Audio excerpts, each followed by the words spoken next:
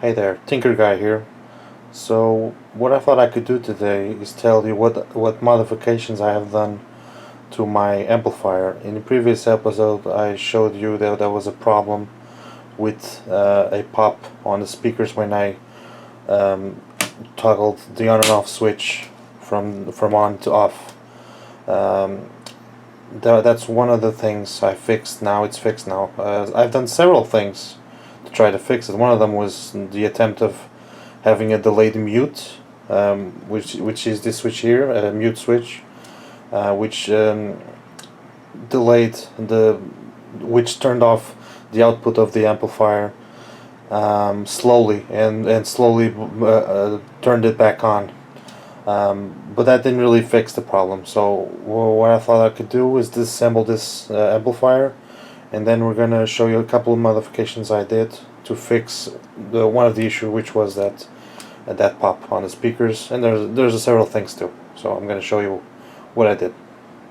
So yeah, I've taken the top off of the amplifier so you could take a look at it a little better. A couple of changes. First of all, the wiring, I tried to clean it up. I know it still looks like a big mess of wires, but it's a lot better than it used to be.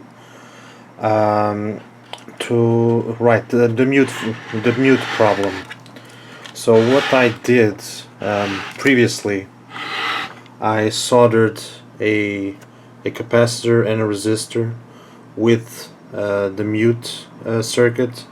What would that do is that the capacitor would charge slowly thanks to the resistor, and then when I toggled the mute, this is the on position, so the mute's on, and when I did this, the mute would be off, and then that would slowly tell the amplifier, which is that circuit over there, that STK circuit there, the black one on the heatsink, and that would trigger the mute slowly from on and off.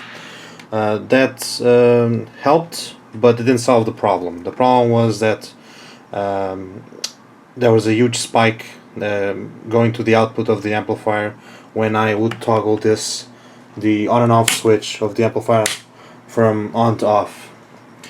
And that I solved putting a capacitor in with two capacitors actually in parallel with the switch pins. So a capacitor for the live, and then for the neutral. That solved and it's a special capacitor that is designed to filter high peaks of current, so huge spikes. So that filters the spikes that would go to the amplifier, to the outputs, which I would listen and then would potentially destroy the speakers, which now it does not do thanks to those capacitors. So that problem's fixed. And also I installed a circuit with a relay, which separates, which turns off the amplifier's output, these terminals here, with a relay, which is over there. That is turned on with a transistor and a resistor and a capacitor. With the resistor and the capacitor are there to slowly turn the transistor on, which then turns on the relay as slowly.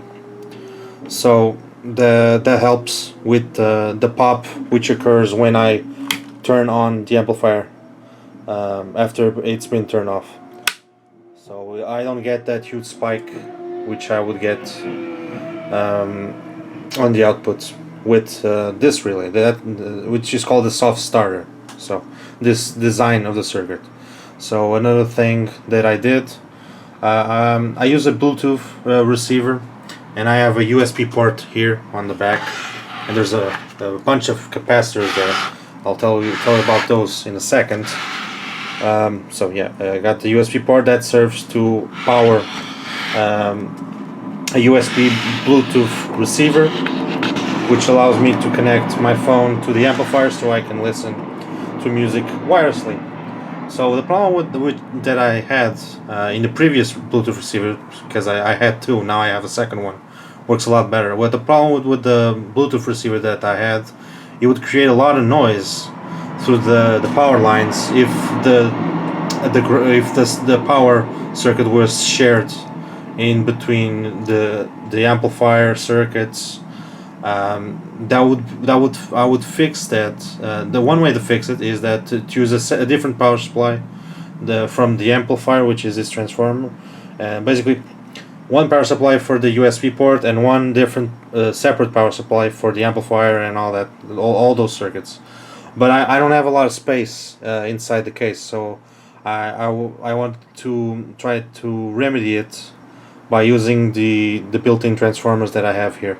So I did something that helped, which was putting a lot of capacitors in the 5-volt, parallel to the 5-volt lines of the USB port.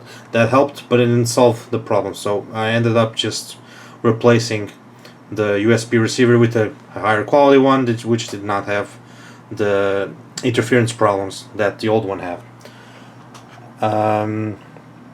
What else I did? Yes, I got here's a circuit.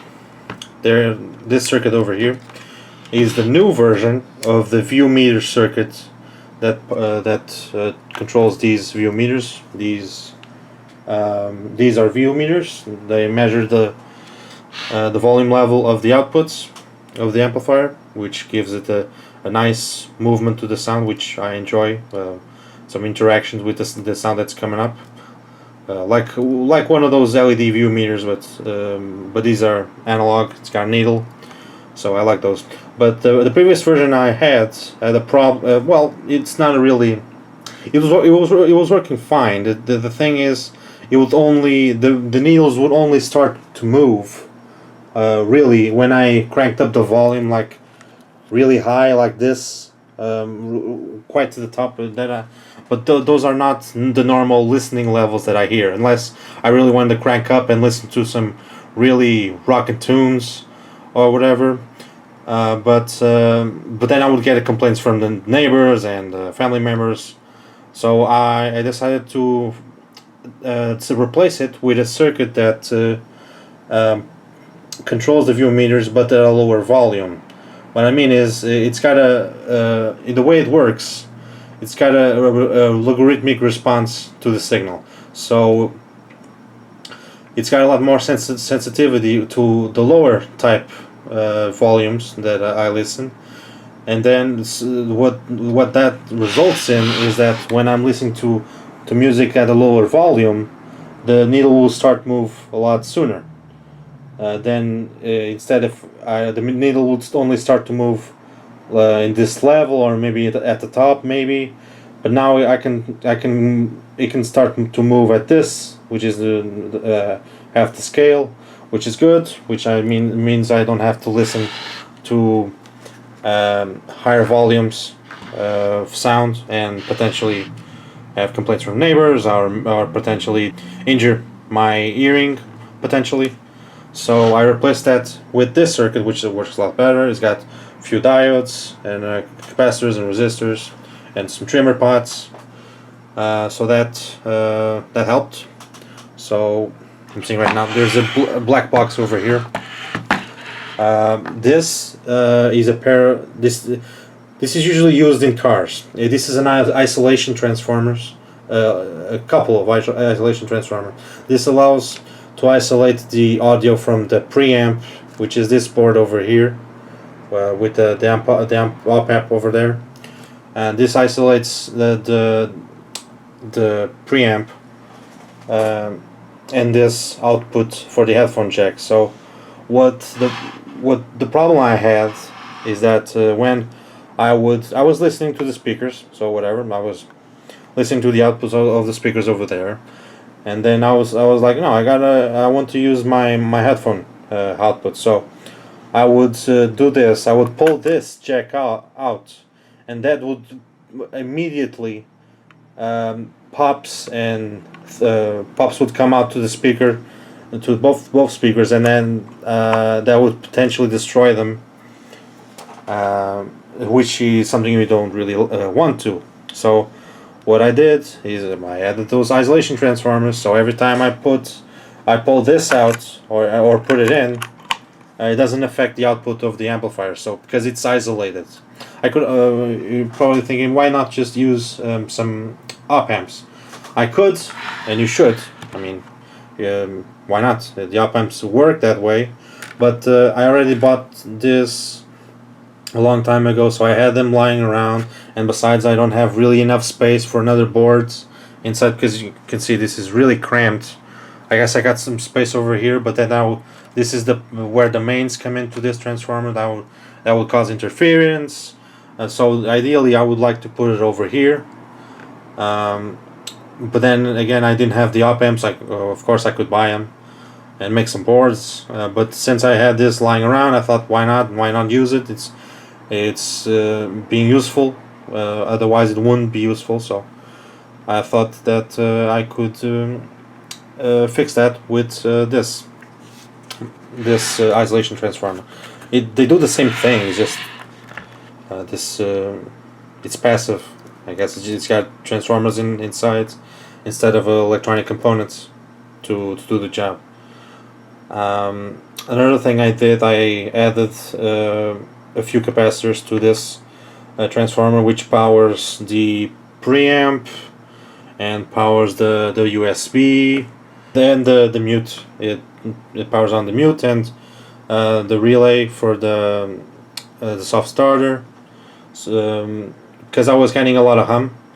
I'm still getting some hum at higher volumes, but these capacitors in parallel helped to lower that hum on the outputs. But also what I did to try to fix another type of interference. It didn't fix the hum though. I was trying to fix the hum, but it didn't fix the hum. So what I was getting, I have a lot of Wi-Fi's on the area where this amplifier sits. So sometimes I would get like higher pitch interference on the outputs, and that was caused by the large amount of Wi-Fi's that I had around the area. So what I did sort of really homemade shielding. So I decided to put aluminium foil all around the case of the amplifier. Theoretically, I should also put it beneath the amplifier, but then beneath the boards, these boards over here, all of them. But I would have to disassemble all the amplifier out, and I really don't want to do that.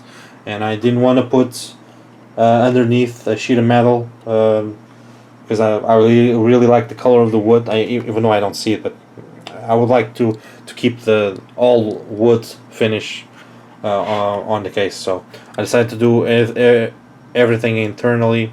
So that aluminium shielding helped solve the higher frequencies problem of interference, but not the hum. I'm still trying to figure that one out. Probably could be ground loops. It could be not enough filtering caps on the power rails. Whatever. I mean, it could be a lot of things. Those are what I'm thinking that could be around right now. So yeah, I think that's the updates that I did. So yeah, and also after I did that modification of the isolation transformer, somehow the inputs got switched. I mean, from left to right. So I desoldered these wires. This is the input select switch. So I got two inputs on the back, or RCA inputs, and this switch would select from input 1 to input 2. But after I did that modification, I must have twisted the wires across the wires. So I ended up switching both of these from the wire which was on the right switched to the left, and the one who was on the left I switched to the right. So but that was my mistake, so I guess not. It's a problem I created, not a problem with the amplifier that I did not see. That was a problem at the time. So yeah, so I guess have a happy New Year, and thanks for watching. Happy 2020.